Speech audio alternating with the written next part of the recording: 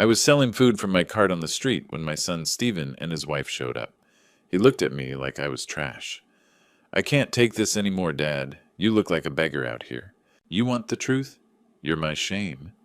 Before I could respond, engines roared. 3 luxury cars pulled up, disrupting the entire street. Everyone stopped, stared. 3 people stepped out. Young, powerful, wearing expensive suits. They walked straight to me. The woman looked into my eyes and said just 2 words. Those 2 words made my son's face go pale. His head bowed in respect. You want to know what those 2 words were, don't you? Before I continue, tell me in the comments, where are you watching from? What time is it there? Let's connect. Let me tell you about the worst day of my life. October 14th, 2024, a Tuesday.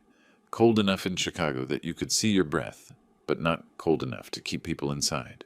The sky hung low and gray, pressing down like it knew something I didn't. I was 62 years old. I've been running my food cart on the corner of 47th and King Drive for 13 years. Nothing special, just a beat-up metal stand with a faded umbrella, selling hot dogs and Polish sausages for a few dollars. The paint peeled. The wheels squeaked. But it was mine. It was all I had. That afternoon I was exhausted, the kind of tired that settles into your bones and reminds you you're not young anymore. My hands ached from the cold. My back burned from standing, but I stayed because where else would I go? This corner, this cart, these few customers who knew my name. This was my life. I remember thinking, is this all there is?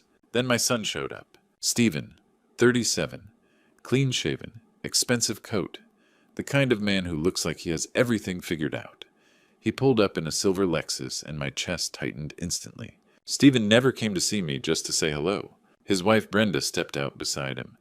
Designer purse, heels clicking on the cracked pavement. She looked at my cart the way you'd look at trash. "Dad," Stephen said. "Not high, just Dad. Flat. Cold."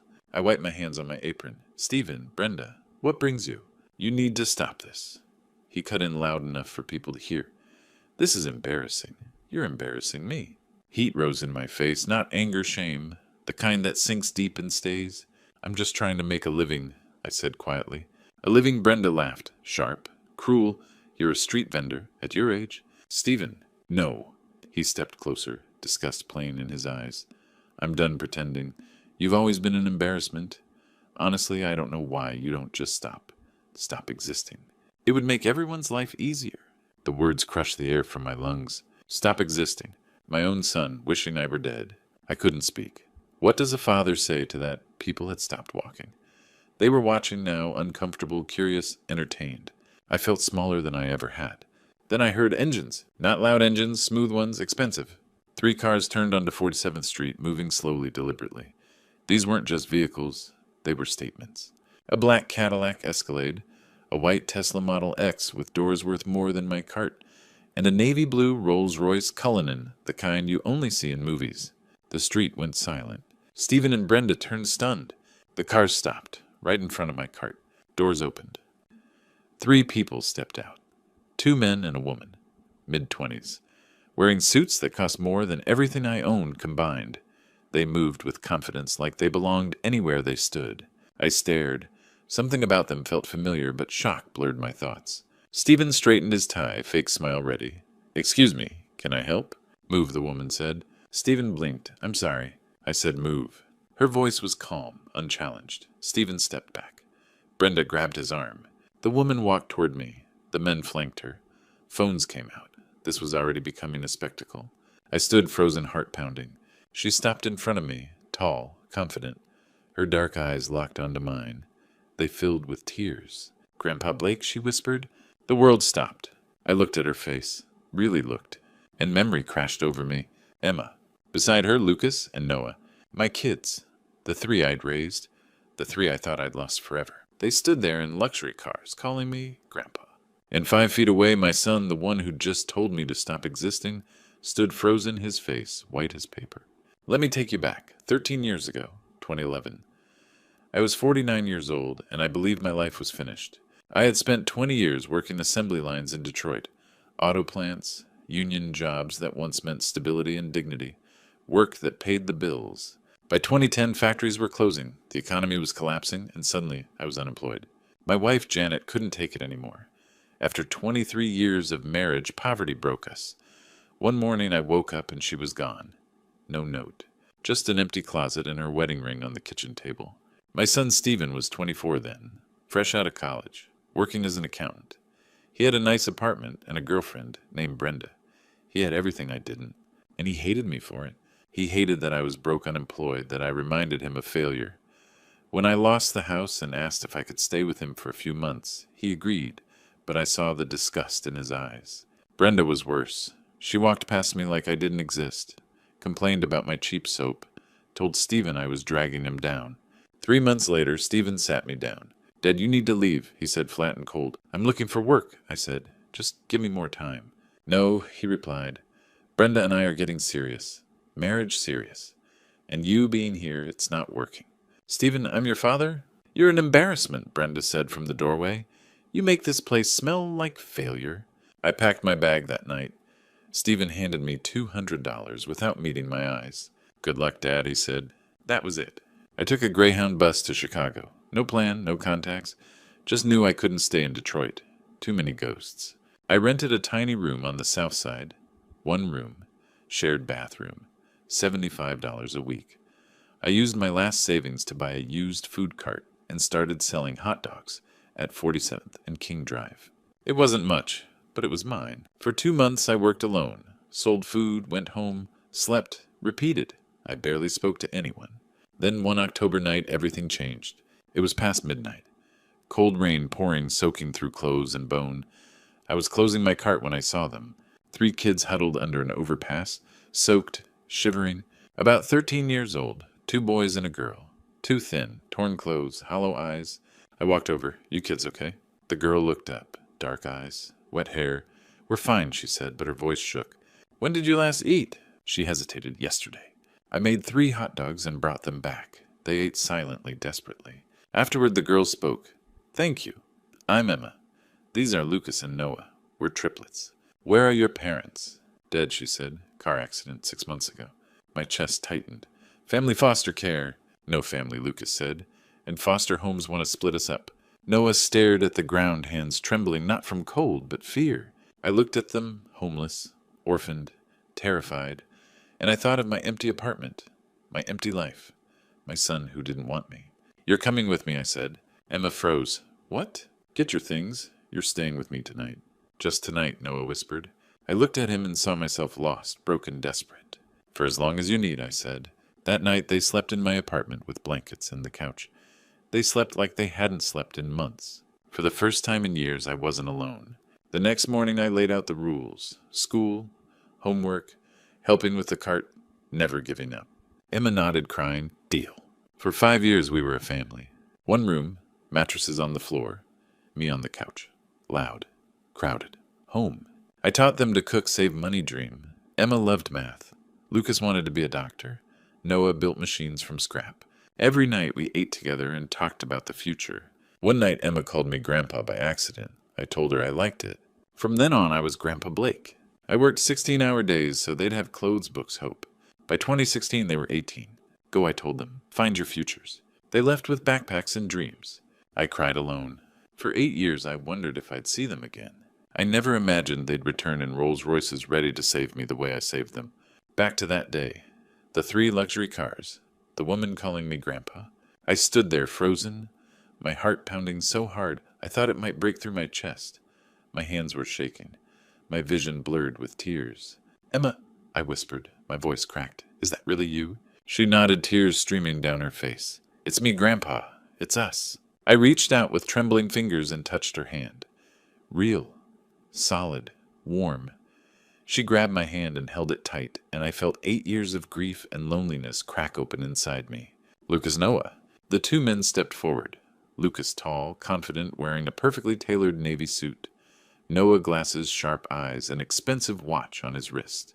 They looked nothing like the scared, skinny kids I'd raised. They looked like they owned the world. "We're here, Grandpa," Lucas said, his voice steady but his eyes wet. "We made it, just like you told us to." I couldn't speak, couldn't breathe.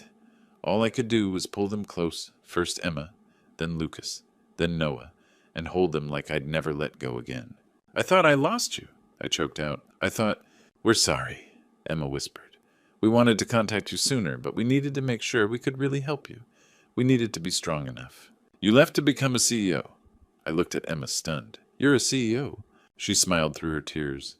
Tech company. Started it 3 years ago. We're worth $40 million now. I turned to Lucas. And you... Cardiac surgeon, he said quietly. Johns Hopkins. Best in my class. Noah grinned. Aerospace engineer, NASA contractor. I designed satellites, Grandpa. I stared at them. These 3 kids. These 3 orphans I'd found under a bridge. They'd become this. I'm so proud of you, I whispered. So proud. And then I heard a voice behind me. A voice I knew too well. Dad. Stephen stepped forward, his face pale but trying to smile, trying to look friendly. I didn't know you had connections like this. Friends in high places. Maybe we should talk. Stop!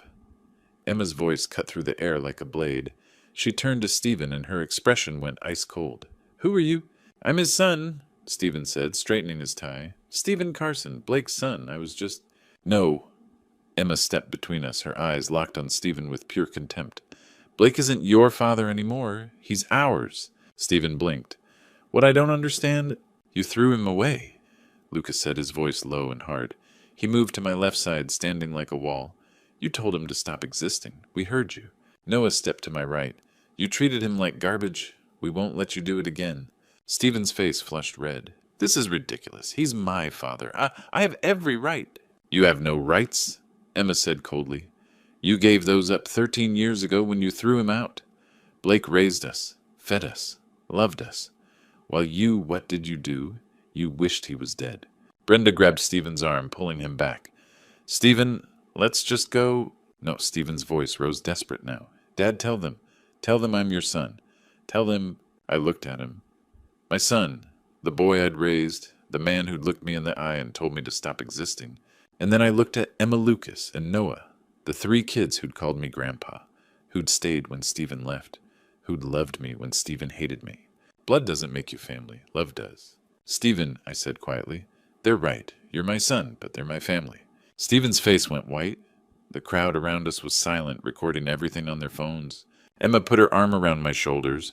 Lucas and Noah stood close, protective, solid. For the first time in 13 years, I felt safe. I felt loved. But I could see it in Stephen's eyes. Rage, jealousy, humiliation, and I knew this wasn't over. Stephen wasn't the type to let go. He wasn't the type to walk away quietly when he'd been embarrassed in front of a crowd. He'd find a way to hurt me, to destroy this moment, to take this happiness away. Because that's what he did. The next few days, something strange happened. At first, I didn't notice. I was still floating on air, still replaying that moment when Emma Lucas and Noah had stepped out of those cars and called me Grandpa. Still feeling their arms around me, still hearing their voices. But then the whispers started. I was serving a regular customer, Tommy, a construction worker who'd been buying lunch from me for years, when I noticed him staring at his phone, frowning. Everything okay, Tommy? I asked. He looked up, hesitated. Yeah, Blake. Just, you take care of yourself, all right? What do you mean? He shook his head, grabbed his food, and walked away without another word. The next day, fewer customers came. The ones who did wouldn't look me in the eye. They'd order, pay, and leave quickly. No small talk, no smiles. Then Mrs. Jenkins, my neighbor, stopped by my cart. She was 70, always kind, always checked on me.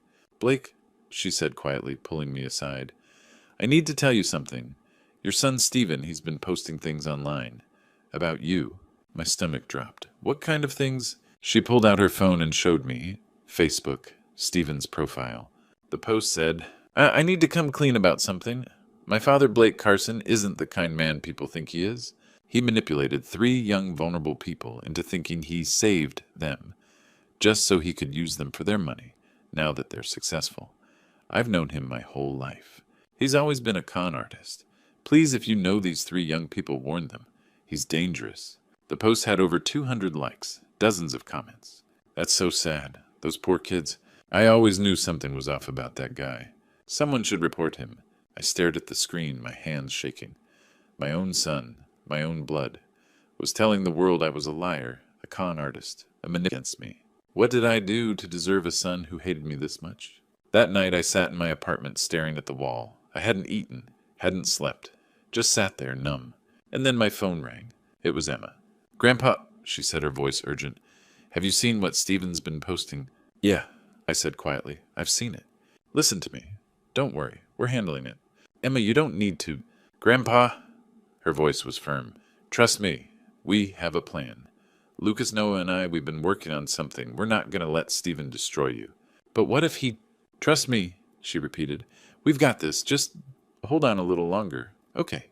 I closed my eyes, felt tears sliding down my face. Okay, I whispered. We love you, Grandpa. We'll fix this, I promise. When she hung up, I sat there in the dark. I didn't know what their plan was. I didn't know if it would work. But for the first time in days, I felt something other than despair. I felt hope. That evening, Emma, Lucas, and Noah came to my apartment. I heard the knock and opened the door. All three of them stood there, dressed casually, but still looking like they belonged in a different world than mine. Emma carried a laptop bag. Lucas had a folder. Noah held a tablet. Can we come in, Grandpa? Emma asked gently. I stepped aside. They filed in, and suddenly my tiny apartment felt even smaller. Emma sat on the worn couch. Lucas pulled up the only chair. Noah leaned against the wall. We need to talk about what's happening, Emma said, opening her laptop. I sat down slowly. I don't want you kids getting involved in this. Stephen's my problem, not yours. He made it our problem when he lied about you, Lucas said firmly. When he tried to destroy your reputation. That's not okay. Emma turned the laptop toward me. The screen showed Stephen's Facebook post and dozens more I hadn't seen. Posts in neighborhood groups. Comments on local news pages. All of them painting me as a con artist, a manipulator, a fraud. It's gotten worse, Noah said quietly. He's been contacting local media, trying to sell the story. Old man scams successful orphans. That kind of headline. My chest tightened. He's really doing all this. Yes, Emma said, but we're going to stop him. How? We're organizing a public event, Lucas explained. A community gathering. We'll invite the press, the neighborhood, everyone who's seen Stephen's posts. And we're going to tell the truth. The real story. About how you saved us. How you raised us. How you gave us everything. I shook my head. You don't need to do that. I don't need... Grandpa. Emma's voice was gentle but firm. You gave us 5 years of your life. You worked yourself to the bone for us. You loved us when no one else would. Let us do this for you. Please. But what if Stephen fights back? I asked, my voice shaking. What if he hurts you? What if he... He can't hurt us, Noah said. We're not scared kids anymore. We're powerful. We have resources. And most importantly, we have the truth. But, Grandpa... Lucas interrupted, sitting forward. We have evidence. Real evidence. Not just our word against Stephen's. We have proof of everything. I looked at him. What kind of proof? Emma closed the laptop. We'd rather not say yet. We want to save it for the event. For maximum impact. But trust me, when people see what we have, there won't be any doubt about who's telling the truth. What if it's not enough? I whispered. What if people still believe Stephen? What if I lose the cart, the apartment, everything? Then you'll move in with us, Emma said simply. You'll never be alone again, Grandpa, no matter what happens. We've already set up a trust fund in your name, Noah added. Enough to cover your expenses for life. You're taken care of. Win or lose, you're safe. I stared at them, my eyes burning with tears. Why are you doing all this? Lucas smiled. Because you did it for us first. Emma reached over and took my hand. You taught us what family means. You showed us that love isn't about blood. It's about showing up, being there, sacrificing. And now it's our turn to show up for you. But I'm scared, I admitted. Scared that Stephen will... We know, Emma said. But Grandpa, you need to trust us. We've been planning this for days. We've thought through every angle. We know what we're doing. The event is in 1 week, Lucas said. October 21st. We'll handle everything. All you need to do is show up. Can you do that? I looked at the three of them. These kids I'd raised. These incredible, brilliant, powerful adults they'd become. And I thought, how did I get so lucky? Okay, I said finally. I trust you. Emma squeezed my hand. 1 week, Grandpa. And then everyone will know the truth. After they left, I sat alone in my apartment staring at the ceiling. I didn't know what evidence they had. I didn't know if their plan would work. But I knew one thing, I wasn't alone anymore. For the first time in 8 years, I had a family. A real family. And they were fighting for me. 1 week later, October 21st, 2024, a community center on the south side of Chicago. I stood backstage, my hands shaking, my heart pounding so hard I could hear it in my ears. Through the curtain, I could see the crowd, more than 200 people. Neighbors, customers, strangers, and at the back, reporters with cameras, bright lights, and microphones ready. Emma stood beside me, calm and composed in a sharp black suit. Lucas adjusted his tie. Noah checked his tablet one final time. "You ready, Grandpa?" Emma asked. I wasn't, but I nodded anyway. "Let's go," she said. We walked onto the stage, and the room fell silent. I recognized familiar faces. Mrs. Jenkins Tommy from the construction site, the barber from across the street. And in the third row sat Stephen, arms crossed, face red with tension. Brenda sat beside him, stiff and uneasy. Emma stepped to the microphone. Her voice was steady, clear, commanding. "Thank you all for coming," she said. "My name is Emma Parker. This is my brother Lucas and my brother Noah. We're here to tell a true story about the man standing behind us, Blake Carson." She clicked a remote. The screen lit up with a photo of me 13 years earlier, standing beside my food cart. Younger, thinner, exhausted. 13 years ago, Emma continued, Blake Carson lost everything. His job, his wife, his home. His son forced him out. He came to Chicago with $200 and nothing else. Another image appeared, 3 children soaked from rain standing beneath an overpass. That same year, my brothers and I lost our parents in a car accident. We were 13 years old, homeless, terrified. No family would take all 3 of us. We were about to be separated. Her voice softened. Then we met Blake. He found us under a bridge one rainy night. He fed us. And then he did something no one else would. He gave us a home. Photos followed our tiny apartment, mismatched furniture, crowded meals, tired smiles. For 5 years, Blake raised us. He worked 16-hour days to keep food on the table. He taught us how to study, how to dream, how to survive. We called him Grandpa. He called us his grandkids. He gave us everything and never asked for anything in return. The room was silent. I saw people wiping tears. Emma showed the final image, 3 18-year-olds with backpacks ready to leave. I stood behind them, smiling through tears. In 2016, Blake told us to leave and build our futures. And we did. We went to college. We built careers. And we never forgot the man who saved us. She paused. Blake Carson didn't manipulate us. He didn't use us. He loved us. And that is the truth. Applause began, soft but growing. Then Stephen stood up. "This is bullshit," he shouted. "It's a con. My father is a liar. He's using these kids for money. He's always been a manipulator." Murmurs spread across the room. Lucas stepped forward, his voice cold. "Stephen Carson, Blake's biological son. The man who threw his father out 13 years ago. The man who told him to stop existing 2 weeks ago. You want to talk about lies? Let's talk about yours." He clicked his remote. "Exhibit A," Lucas said. Medical records, March 2018. Blake Carson was diagnosed with early-stage cancer. Treatment cost $1,200. Blake asked Stephen for help. Stephen replied in text messages, "I'm not giving you money. Deal with it." Gaffes echoed. Stephen's face went pale. Exhibit B, Noah continued. Bank records from 2016 to 2024. Blake never received a single dollar from us. 0. We only began helping him financially 3 weeks ago. Another slide appeared. Exhibit C, emails from Stephen Carson to major media outlets attempting to sell a false story titled "Old Man Cons Millionaire Orphans for $5,000. The crowd erupted. Stephen tried to speak, but no one listened. And finally Lucas said, "Exhibit D, Dr. Richard Johnson." An older man stood. Dr. Lucas asked, "Can you confirm Blake once refused $10,000 for returning a lost wallet?" "Yes," the doctor said. "He asked only for enough to fix his cart." The room exploded with applause. People stood shouting. Brenda slipped away. Emma turned to me. "Grandpa, would you like to speak?" I walked to the microphone. "Stephen is my son," I said quietly.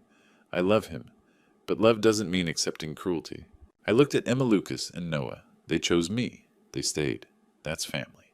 The crowd stood cheering. Stephen walked out. I wasn't alone. My family stood beside me. 3 months later, January 2025, I woke up in a real bed for the first time in 13 years. Not a couch, not a mattress on the floor. A bed. In a quiet room with clean white walls and curtains that let in soft morning light. Emma, Lucas, and Noah had bought me an apartment in North Side Chicago. 2 bedrooms. A kitchen with a real stove. Windows that didn't rattle in the wind. It was small, but it was more than I'd ever dreamed of having again. Downstairs, I could hear Emma making coffee. Lucas was probably reading medical journals at the table. Noah would be tinkering with some gadget, humming to himself. My family. I got dressed and went downstairs. Emma smiled when she saw me. Morning, Grandpa. Coffee. Please, I said, sitting down. How'd you sleep? Lucas asked, looking up from his tablet. Like a rock, I admitted. It was true.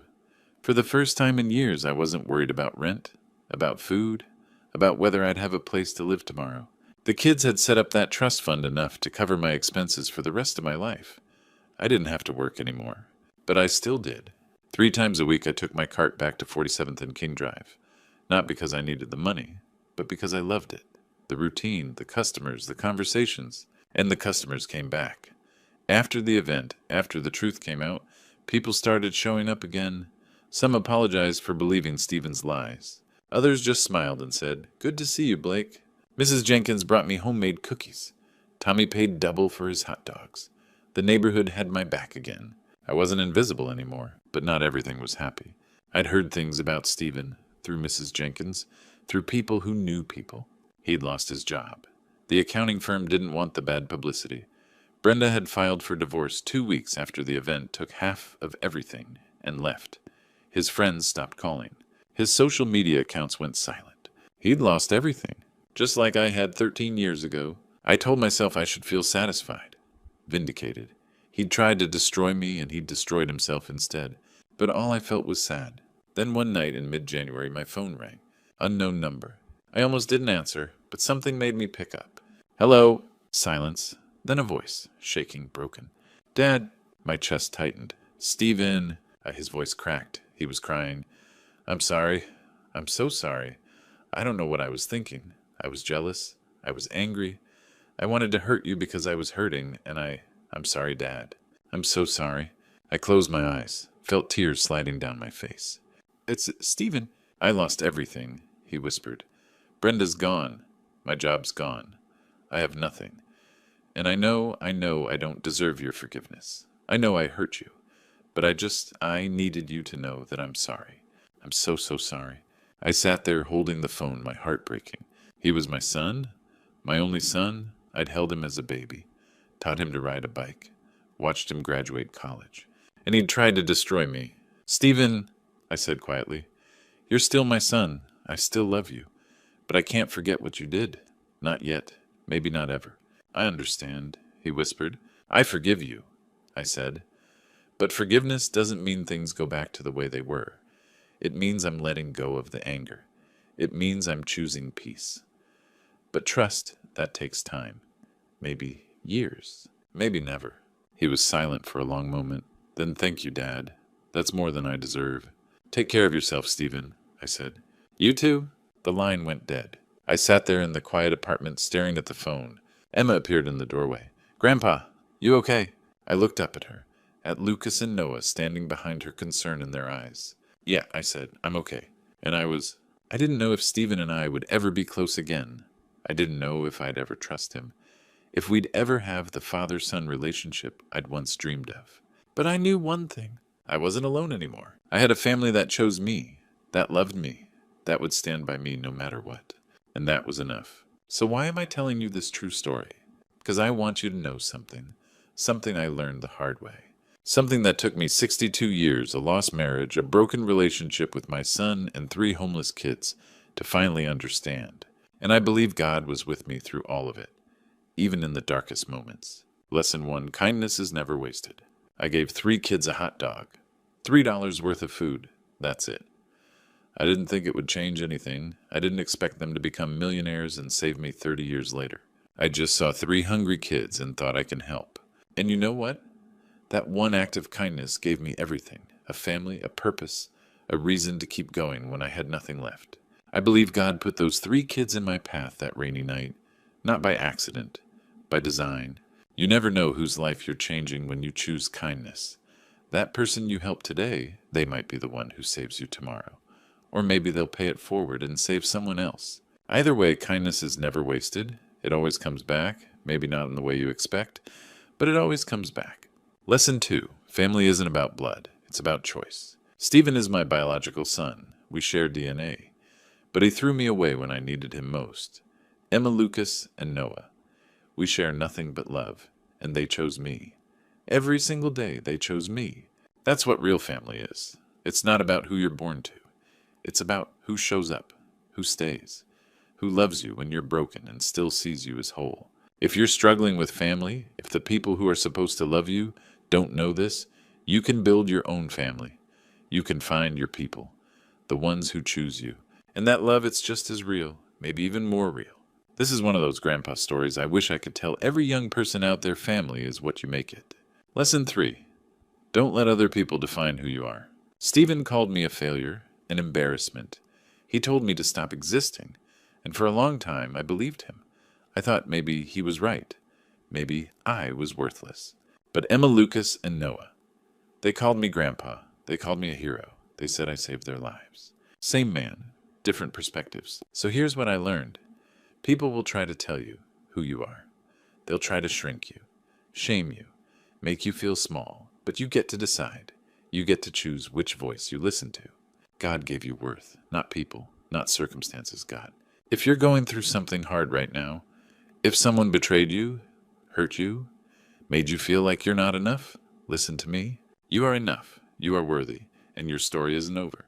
One act of kindness can change everything. One choice to keep going can lead to a miracle. This true story happened to me, and if it can happen to a 62-year-old broke man selling hot dogs on a street corner, it can happen to you too. So don't give up. Keep being kind. Keep showing up. Keep believing that good things are coming. Because they are. These kinds of grandpa stories, these true stories about life loss and love, they matter. Because they remind us that we're not alone. Now I want to hear from you. Comment below and tell me what country are you watching from. And if this story touched your heart, share your own grandpa stories below. Let's spread kindness together. And remember, be kind. You never know who needs it. This is Blake Carson. Thank you for listening to my story. God bless you.